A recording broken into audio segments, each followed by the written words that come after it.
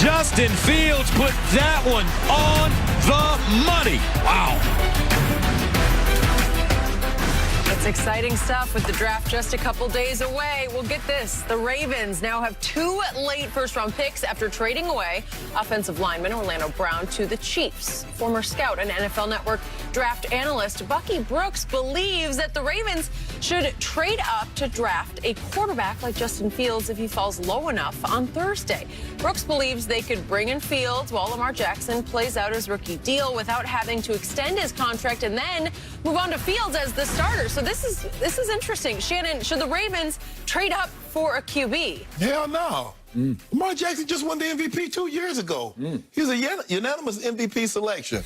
Is he as a polished of a passer and quarterback as you'd like? No, but he's improving.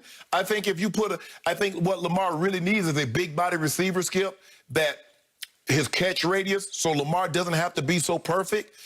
We saw the leaps and bounds that Josh Allen made when they got him a #1 receiver in Stephon Diggs. We see what they do, what Patrick Mahomes has around him. We see what Tom Brady, how he looked when he got Mike Evans, Chris Godwin, as opposed to Julian Edelman and those guys he had his last year in New England. You could throw Antonio Brown. Yeah. So, Skip, for me, take a quarterback?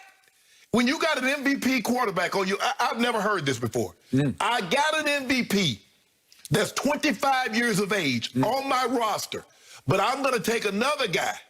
And so when his contract is up, I'll insert the rookie quarterback that I drafted in 2021. Not knowing, I know what I got. If Lamar Jackson does not win another MVP, he's a MVP caliber quarterback every single year. Yep. Are we sure that's what Justin Fields is going to be? Are we hoping that's what he is? Are we sure that's what Trey Lance is going to be? Are we hoping that's what he is? I know for a fact Lamar Jackson's hands are going to be in the MVP discussion every year, solely because of his legs and because he can throw the ball. Skip, he's not Drew Brees. He's not one of these great throwers of the football, but he's getting better. He did lead the NFL in touchdown passes one year. He threw 36. He threw 36 touchdowns. So there's no way I would take a quarterback. And I don't believe a quarterback is going to be available. They're picking 31 and 25, 26? But you do have the ammo now that you to move up. Yep. No, that flies in the face of everything that the Ravens, how they normally do business. I don't see them moving those 2 picks. I believe if they move anything, they're going to move those picks and go get a receiver that can help Lamar, help what they are build out what they already have. There's no way I would take a quarterback. Yeah, you being the Hall of Famer you are, I have listened when many Mondays you've sat right there in that chair and you've had some issues with Lamar's ability to throw the football. Let me ask you a question. Which one of these guys in college, Justin Fields or Trey Lance, had a better college career than Lamar Jackson? Okay, but you're taking yourself off the hot seat because you have been doubtful about his ability to throw. I said consistently. I didn't say he couldn't throw. I said consistently he misses. You've gotten into it with Michael Vick occasionally on the show about, come on, we got to see more. So we just gonna throw the baby out with the bathwater. No, I'm not saying that. I'm just saying you have had your issues. Skip, but I got my issues with Trey Lance and Justin Fields. At least I know what Lamar Jackson can do at the NFL level. Okay. We have not seen them throw an NFL ball in an NFL game yet. Okay. I know Bucky Brooks a little. I know his draft work a lot. And when he does speak, I listen and I think about it. And by the way, we're going to have Bucky on as our draft analyst later this week. I think Wednesday, Thursday, Friday, so that he will help us delve a little deeper into this and other draft matters. Okay. And I am looking very forward to having him on. I am with you. There's no way that I would give up on Lamar at this point. I have had my own concerns about his ability to consistently throw deeper passes. Right. He's a dart thrower, and he is a really good dart thrower. And when he got hot, he stayed hot for the whole season 2 years ago, 2019. Correct. And he ran away with MVP. Yes. And to your point, he threw 36 touchdowns to only 6 interceptions, and he led the whole league in QBR. It's hard to do that. Yes. You cannot take that away from this still very young man. So what happened to the Ravens last year? they got COVID racked and wrecked. Yes. It was one thing after another. It seemed like the whole team was down and out, and they're getting their games pushed back to Tuesday or Wednesday or Thursday or whatever it was. It was craziness. And then all of a sudden, they caught fire when they got through the COVID madness. And they won their last, won 6, including the playoff game at Tennessee. And Lamar finally won a playoff game. That was a big breakthrough and for he was him. sensational. He was sensational. So then they go to Buffalo, and he wasn't very good, but the wind was galing. And I told you, I picked Baltimore to win that game. They were down 17-3 going to the 4th. And you know what happened on the final play of the 3rd quarter? He got concussed. He got whiplash concussed up against the carpet.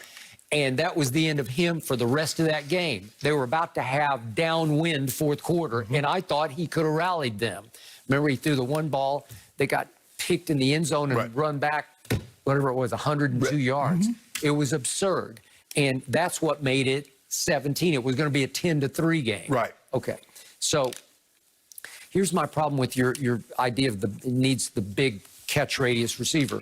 Mark Andrews is really good, and I watched all of him at Oklahoma too, and he's 6'5", 256. Yeah, but so he's got a big catch radius, bigger than you're giving him credit for. No, Skip. I'm talking about for the guy outside the numbers. Okay, that I agree with you, because you've had your tight end, and you've had other tight end. They had Hayden Hurst in the MVP year, and then he went to Atlanta, obviously, but still had Nick Boyle last year.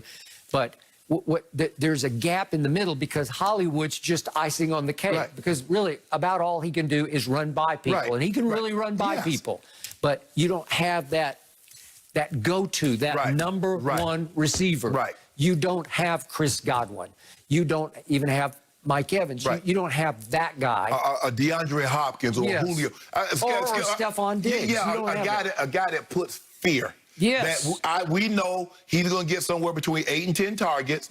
And he's a threat anytime to break the game wide open. Because Willie Snead's pretty good, but he's not that. He's a number 3. And he's gone now. He's in Oakland. I got it. But I'm saying in the MVP year, he was pretty good. But now you need, and this draft, listen, I've been reading deeper and deeper. It is so stacked and stocked with wide receivers. It's laughable how much.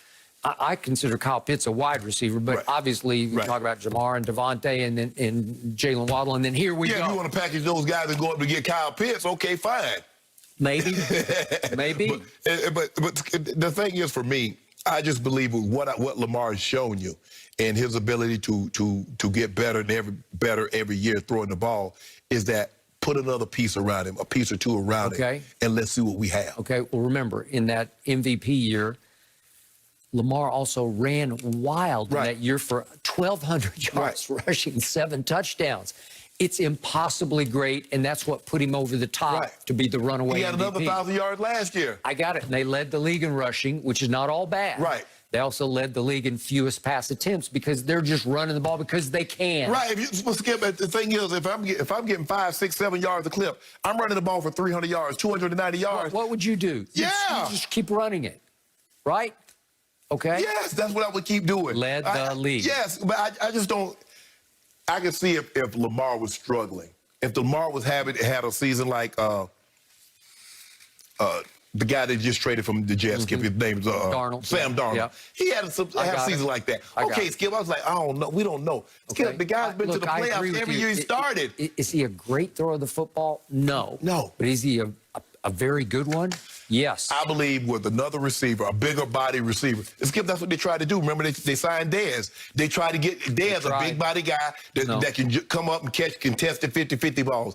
I like Hollywood, but the 50-50 balls at 5'9", I don't know about all that. I don't either. I agree. But in the end, look, I told you, I love Trey Lance. I feel like in the end, his upside, I hate that word, but I'm going to use it because it's the only word that applies right now. His ceiling could be higher than Lamar's as a thrower of the football. I got that. So could Justin Fields. But again, how much longer can Lamar rely on his legs? Like, how many more years of that can you trust? That's the question. Do you believe the Ravens believe that they're a Super Bowl contender? Sure. How does Trey Lance or Justin Fields help that process this year? Not. You take a big step back. Thank you. You might turn it right back around in 2 years.